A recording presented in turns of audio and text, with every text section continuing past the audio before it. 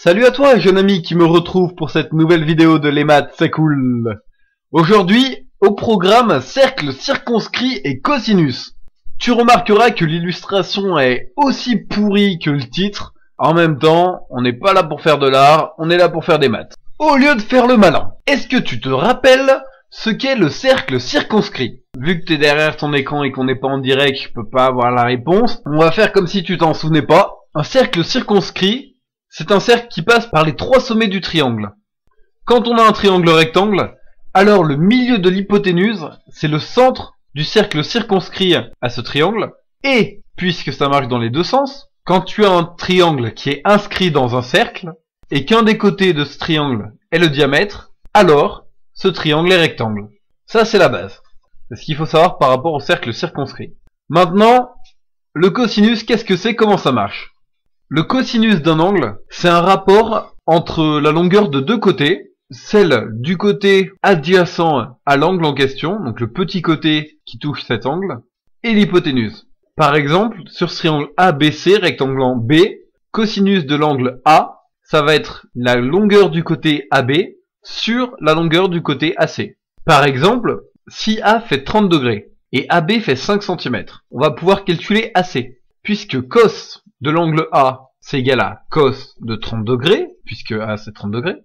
Ça fait, d'après la formule AB sur AC, AB c'est 5, donc ça fait 5 sur AC. On a donc AC est égal à 5 divisé par cos de 30, puisque je divise de chaque côté par cos de 30 et je multiplie de chaque côté par AC. 5 divisé par cos de 30, tu fais cos de 30 avec ta calculatrice, ça fait 5,77 environ. De la même façon, tu peux calculer un angle si tu as les longueurs des deux côtés. Par exemple, AC est égal à 5,77 et AB est égal à 5.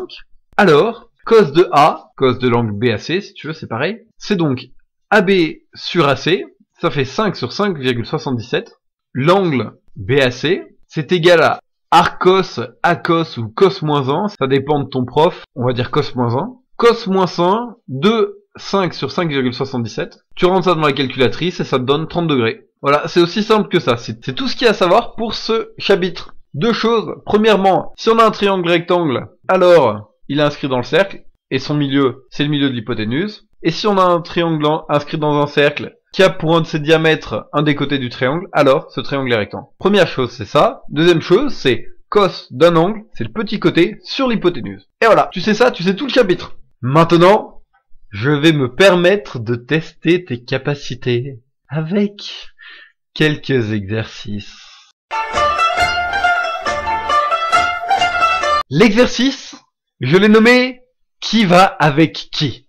C'est quand même plus cool que cercle circonscrit et cosinus, non? L'idée, c'est que tu regroupes la partie de gauche avec qui va bien dans la partie de droite. Je te donne la réponse dans 5, 4, 3, 2, 1, 0. ABC rectangle en A. Ça va avec cos de l'angle ACB est égal à AC sur BC. Petit côté sur grand côté. Le grand côté c'est BC puisqu'il est rectangle en A. AB carré est égal à AC carré plus BC carré. AB carré c'est le grand côté. Et quand un triangle est rectangle, alors l'hypoténuse est un des diamètres du cercle circonscrit à ce triangle. Ça va donc avec la réponse 2. AC est égal à 2 fois BI, où I est le milieu de AC. Et ben là, par élimination, ça peut aller qu'avec la réponse 1. Ça implique pas la réponse 1, puisque le triangle n'est pas forcé d'être rectangle, mais c'est pas incompatible, donc on va le mettre avec. Deuxième exercice, ou plutôt suite du premier exercice, tu relis ce qui va à gauche avec ce qui est à droite. La réponse en 5, 4, 3, 2, 1, 0. Longueur du côté adjacent à BAC. Ici on voit c'est le petit côté, donc c'est AC. Longueur de l'hypoténuse. Longueur de l'hypoténuse, le grand côté, c'est AB.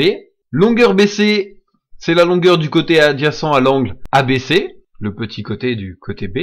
AC sur AB, c'est le cosinus de l'angle BAC, c'est la définition, hein, petit côté sur grand côté. Et enfin, cos ABC, c'est égal à BC sur AB, petit côté sur grand côté. Et voilà, c'est tout pour aujourd'hui. J'espère que t'as compris ce qu'il y avait à comprendre. Puis bah si t'as pas compris, tant pis, je m'en fous, hein. Tu veux pas comprendre? Tu comprends pas? Bah voilà, c'est tout. N'hésite pas à partager les vidéos, commenter, t'abonner et fais tourner.